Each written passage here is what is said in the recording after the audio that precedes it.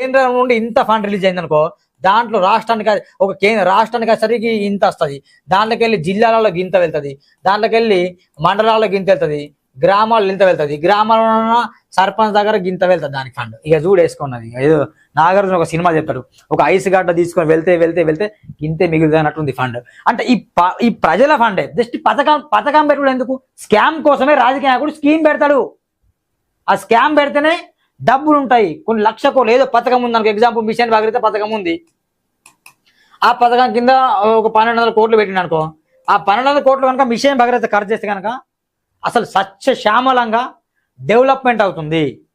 కానీ ఆ 12 కోట్లు కదా 100 కోట్లు కూడా ఖర్చు పెట్టరు, దానికి బడ్జెట్ రిలీజ్ అవుతుంది కానీ జేబులో వెళ్తుంది. ఇదంతా డబ్బంతా ఎమ్మెల్యేలు మొదలుకొని గ్రామ సర్పంచ్ మొదలుకొని ఎంపీపీలు, జడ్పీటీసీలు, చైర్మన్లు అందరు దోపిడీదారుతనం ఉంది. దీంట్లో బ్యూరోక్రసీ కూడా చాలా ఇన్వాల్వ్ అవుతుంది. ఇది ఫ్రెండ్ తెలుసుకోండి.